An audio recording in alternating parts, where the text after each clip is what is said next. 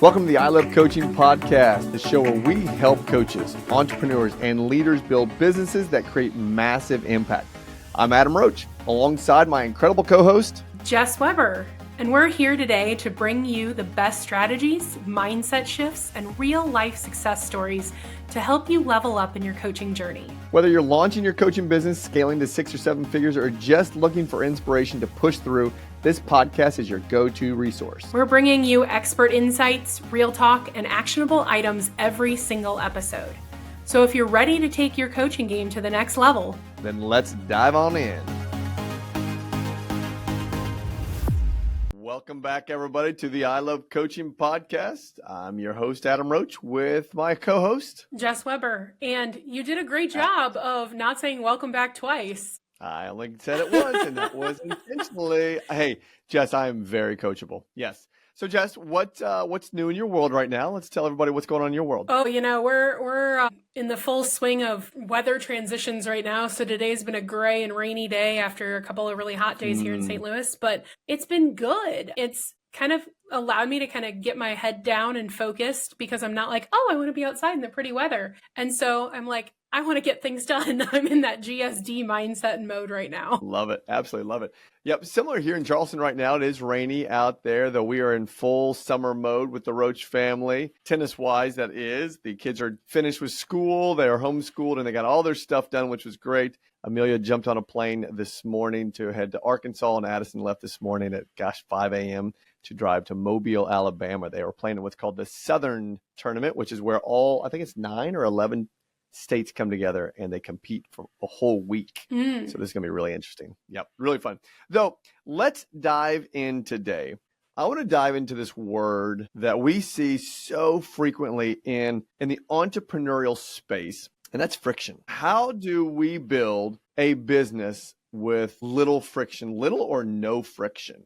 Because we see it all the time. We see coaches come in the community. We see entrepreneurs out there that are building these businesses, and they are just so filled with friction. I'm guilty of having friction too prior to us getting together. And we'll talk about that a little bit later. Though, let's dive into this. What does it even mean to have friction in your business? What would you say? I love this conversation. To me, friction is a lack of clarity.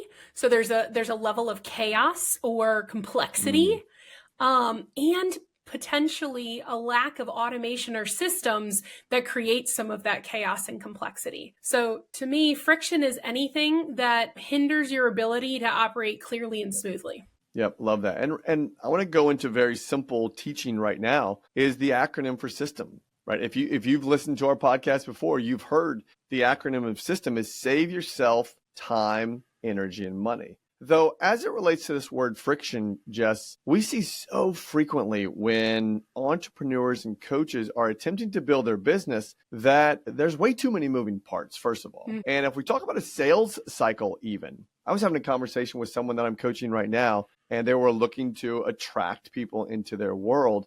And it was like a 10-step process. And I thought, that's a little friction oriented, or we can go the other way. Now, this isn't necessarily friction, but what it is you got to remember that the avatars out there in the world, they're non-committal, right? They're non-committal. So if you maybe think, well, I don't have friction in my business because I have a one call to action, and that's book a call with me. In my opinion, that's still friction because the percentage of people that are going to book a call with you, even if it's warm or cold, is going to be a very small percentage because that takes commitment. And if there's commitment, that's friction. That's friction that you don't want to have in your business. You're exactly right. Well, and the transition from I don't know you to I have to trust you with my time and energy and my face probably, or my voice and all of that, that's a huge gap to overcome. So you're exactly right. That feels full of friction because of the fact that the gap is so large. And so when we're talking about building that frictionless business, I think it's really important to think about things as how do you transition smoothly from one thing to the next thing that consistently builds trust or builds value over time. So the first thing leading to the next thing should be a small gap, not a big leap or jump, right? Going from I saw you on Instagram to book a call, but at the same time, it should also be simple. and provide value. So it's not just book a call, it's let's have a strategy session. Or, if you're going to not provide that because it's such a big gap, it's, hey, here's a free thing that's valuable. Here's another video. Here's an asset. Here's something that you can apply in your world. And then maybe the call to action after that is the book the call thing. And it's book a strategy session, not a call. Because when you say book a call, I'm like, what are you going to do? Sell me things? So again, it creates friction because there's a lack of clarity on the potential client's part, and they don't know what they're getting in exchange. And so it's a really so you're already in the solution mode. I'm going to pump the brakes here because I haven't even shared Adam, to our listeners what I'm doing yet. So here's the thing. You put a problem in front of a Jess and you get 10 solutions.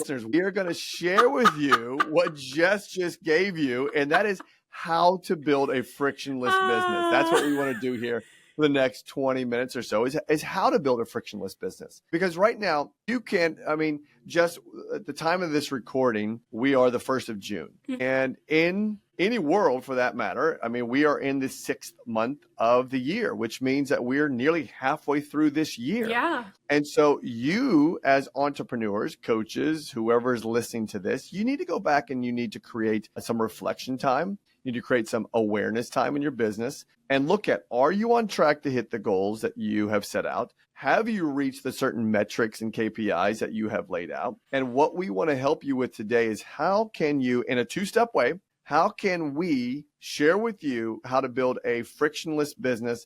And Jess, what are the 2 things? The 2 things are 1, simplify, right? You're gonna seek simplification. 2, you're gonna build systems around what you've simplified in. That's right. Yep. So that's what we're going to do right now. So let's dive into this simplification process. And I'll tell a quick little fun story here. And maybe some of you have heard this before. Though pre-Jess, I was all over the board. I wanted to build a podcast, I Love Coaching media network. I wanted to build an I Love Coaching community group. I wanted to build 5, 6, 7, 8, 9, 10 different things. And I really had my mind set on doing that. And very Steve Jobs just comes in and says, hey, let's focus on one thing and one thing only. And that's when we created the Real Coach Method, which consists of 2 things. That is the blueprint and that is the community. And now, Jess, we have simplified our process to be able to have that as our go-to for all things value add. And we've become really the authorities in that space. Yeah. Well, I know you used the acronym of system earlier. There's another one that I really like. Focus from Robert Kiyosaki is follow one course until successful. And it's funny that you've equated me to Steve Jobs, I think on this podcast now a couple times. I've never thought of myself like that, but you're exactly right. I like you just saw or just heard, listeners, I hear a problem and I immediately want to find the most effective and efficient solution that's going to solve it, but also provide opportunity in the future. And so when I came in to hear Adam, Jess, they could have stopped listening to this podcast like 4 minutes ago. They didn't really need to keep listening. That's true. To any of that. That's no, so I'm kidding. true. Just like solutions. That's the bottom line here. But it's one of those things where when you hear all of these different ideas, that is so quintessential, visionary and entrepreneur, which I know we've done another episode on that kind of dichotomy and that relationship, but it's normal. And so it's okay to have those. The idea is that you write them down and then you prioritize them because you can't be all things to all people. That creates friction. If you're trying to wear a bunch of hats, you're trying to juggle a bunch of balls, spin a bunch of plates, whatever analogy you want there, but you can't be all things to all people. And so you have to decide what is the highest and best use of your time, energy, money, and go with that. So what is going to get you to your vision the quickest, the fastest, and this isn't even talking, I've mentioned before, I'm obsessed with everything Benjamin Hardy, and he's very cerebral, but his new book coming out is The Science of Scaling. And he literally says, what's like the one thing that you need to do such that by doing that, all the other things either become unnecessary or they get achieved. It's the same concept here, whether you're building a coaching business, whether you're building, any other consulting or other type of entrepreneurial business. If you've got a product or service, it needs to be a one product and one service, right? That's right. And when you can simplify down to that, then all the other things either become unnecessary or they get achieved along the way. And That's that right. just makes Yep. that clarity just makes it so much easier to operate. And once you go from solopreneur to a true entrepreneur and hiring a team or a partner, that also provides clarity to everybody working in your world, because they're not sitting there going, well, he wants to build a media company, he wants to build a courses like evergreen platform, he wants to build a community, he wants to build a coaching company, and he wants to be a public speaker, and he wants to write some books, and he wants to, like, I mean, all of those things fall under this same kind of large vision of, like, for you, Adam, of changing and serving, impacting 100 million lives. But we had to sit down and say, okay, what's the one thing that's going to get us there the fastest? Well, so to bring all that together, listeners, is this: less is more. Mm-hmm. Right? Really, less is more. And I heard my man crush, Graham Cochran, use this language today that I was listening to one of his podcasts and YouTube. And I really like this because it does land with what we're talking about, though the language is a little bit different. And he says, what's obvious to you is gold to someone else. Right? So what's obvious to you? Now, I'm bringing that up in this space because sometimes if we are attempting to what we think is simplify, we may just need to create a better messaging, right?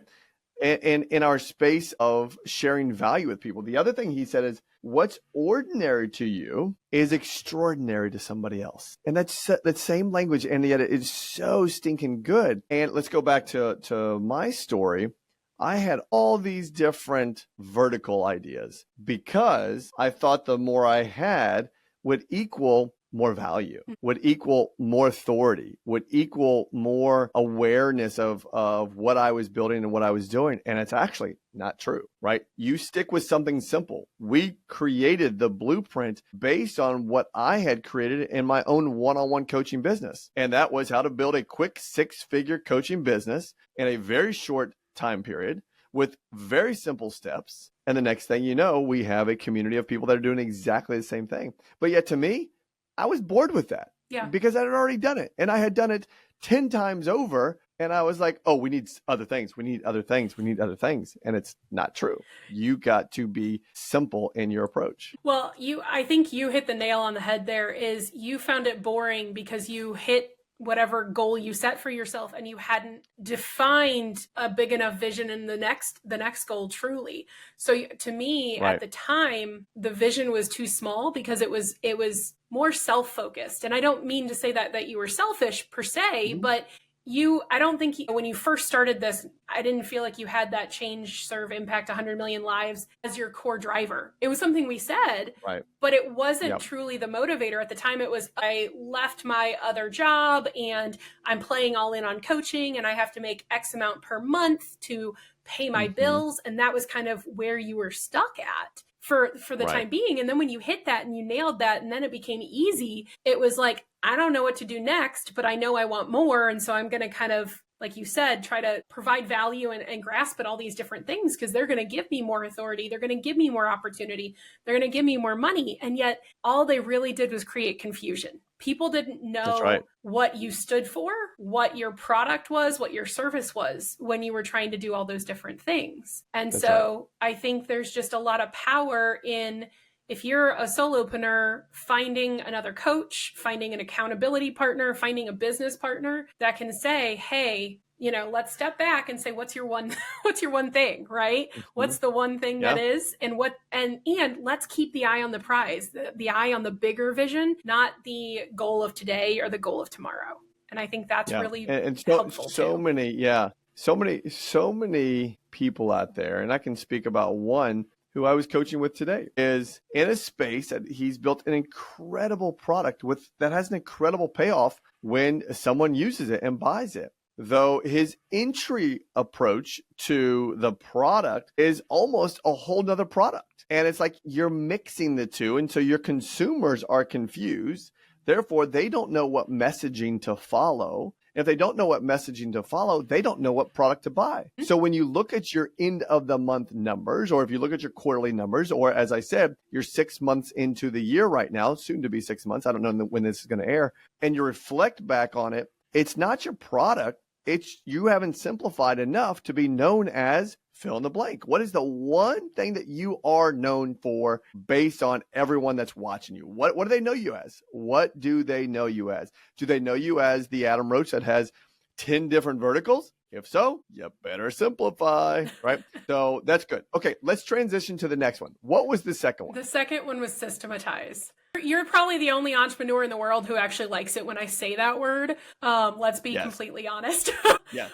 And well, it's because I built $1 million business on Simplify or on systems, right? That was Recruiting Bridge back in the day. Yeah. But that's the thing is that feels boring. It feels daunting. It feels all these negative emotions, especially for entrepreneurs. And yet the idea for that is when you have one product, you have one service, you have one delivery method, you have clarity around one message, you've got one marketing channel, you've got one sales cycle. When you've got one of everything, then you can automate those to buy back time. And then when you do that, that's what allows you the freedom to go get creative, go get another vertical or expand your vertical that you're already in or anything like that. So I understand that systematize feels ick. But at the same time, that effort and energy, the short term of doing that is what buys you the long-term freedom that you're probably looking for as an entrepreneur. Again, let's go back to what we're solving for. We're solving for the removal of friction. Mm-hmm. And friction is something that's either slowing you down or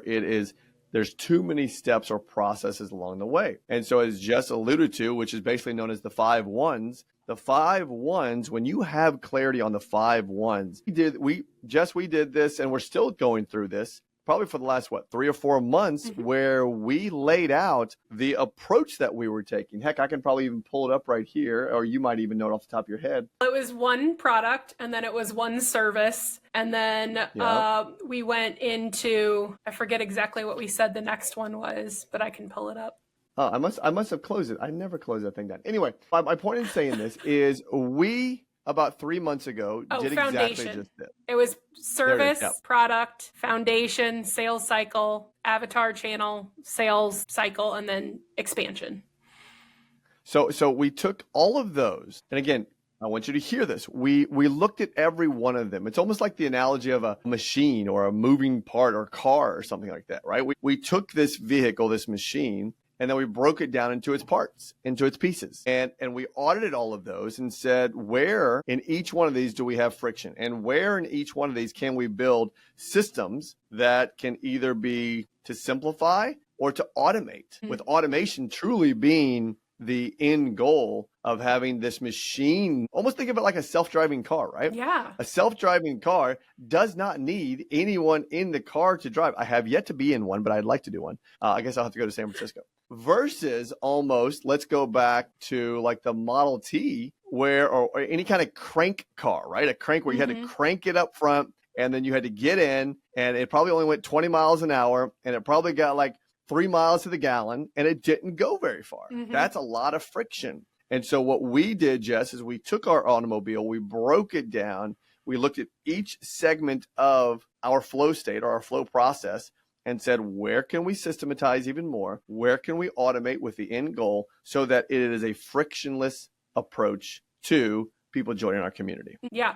I mean, and really we applied exactly what we're talking about. It was simplify first, and then it was systematize what we decided to keep or deliver on, and then we would move to the next one. And so the reason I had that longer list of, first it was the service, then the product, then the foundation, and then the marketing and the sales cycle, and then expansion or audience is because we worked backwards with, so we controlled the controllables at the highest level, which internally for us was our product and our service. So once we nailed those and automated those to the level that we could, not removing the human element. So please don't hear that. But it's just any part that was reliant on a human to drive, like you were talking about your car, so if somebody joins, it was instead of manually sending a welcome email and then following up with them manually, we created an entire onboarding system that's automated. While it still provides a personal touch, we know that that's operating in the background and then we can add to it as humans. So things like that just really help deliver and remove friction from us as operators piece allowed us to then move to the next piece. So we controlled internally, right. and now we're working on that external. Now we're in the last little piece of that, our audience growth, which is so fun, Adam. It's a blast. And from that standpoint, I want to share with you all a system, if you will, that we have established and created for reducing friction for people to come into just basically our ecosystem, not into the community, into the ecosystem. And that's through a quiz. So if you go to ilovecoachingco.com/quiz, the idea, I'll say it again, ilovecoachingco.com/quiz, that's a coach established and created. And the idea behind that was, sure, social media is good for people to follow us. Sure, listening to this podcast is good for people to follow us. We've actually had, Jess, we're approaching a 3-digit number here of people from our podcast that have subscribed to our newsletter. That's good. And we wanted it to be even more frictionless, right? So you didn't have to wait for the podcast. You could actually go find this quiz. You could take this quiz, and then the quiz would give you 1 of 4 results, the type of coach that you actually are. And then through that, it set up a drip campaign on that individual that took the quiz. And inside of that was, again, more systems so that the friction for someone to get into our community, also commitment, was removed, right? It was so simple and so fun that it's working. And it's so neat to watch when people go out and take that quiz, because it's a very valuable quiz too. So go take the quiz right now. You can mute us, go pause us, and go take that quiz. ilovecoachingco.com/quiz, or just wait until the end and you can go take the quiz. But it's a blast, and it's very informative, and you'll see how we've removed the friction for you to get into our ecosystem. Yeah. And again, that's coming from value. So to circle way back to the beginning of, our conversation, it wasn't a quiz for the sake of capturing emails or a quiz for the sake of capturing data. It was for the sake of providing more value to people that are in our world. And so we couldn't have provided that quiz at the level we provided that quiz without having clarity around who we are, who want to help, what we offer, how we offer it, and having all of those singular channels and focuses defined and systematized. So now it's not Adam asking those questions via text message or DM like he used to, but now it's an automated quiz. So we've simplified yet again something that we were doing manually in a way that then allows Adam and I to go spend time in a different space of service and value and growth and expansion. That's right. Yep. So we've gone through the simplification process. We've gone through the system building process so that now when you go back and you audit your business, you create awareness and reflection of your business. We want you to take this knowledge and say, okay, fine. I have the definition of friction. I'm looking at my conveyor belt of widgets that are coming off of it. And how can I create even more widgets to come off of my conveyor belt in the form of simplifying and also getting into the space of building better systems? And just this will work if they slow down long enough to do it. Yes. Well, that's the other thing that's so valuable here, that I know I've always appreciated you, Adam, for being somebody who would hear me when I said I need to slow down. Because I know that you and I both are GSD people. We like to get stuff done. We like to go fast, especially, ADHD. It's like 10 times faster than the normal human. But at the same time, the thing about being an entrepreneur that's successful, which is less than 20% of entrepreneurs, they're the ones that respect the process.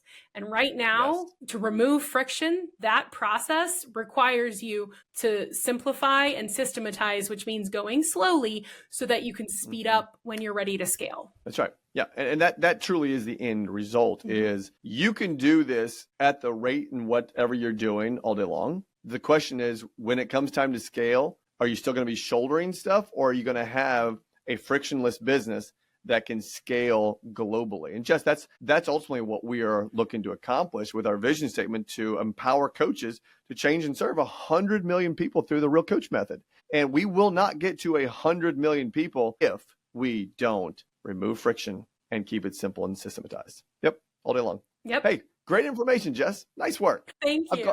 I'm glad we got to nearly 30 minutes here versus just the 3.5 minutes we had in the very beginning when you were giving all the information so fast to everybody. Well, Yes. I told you I was in that GSD mindset, and it just Yes, you are. you throw a problem and I immediately have to solve it. I know. And you do a great job with that. Okay, Jess, tell them to go get our newsletter. Well, it's the same thing. If you go to our website, ilovecoachingco.com, you'll be able to find the newsletter. You'll be able to take the quiz. All the things are there. So we would love to have you in our ecosystem and reach out if we can be more help. Let's go get it. All right, guys. See ya. Bye.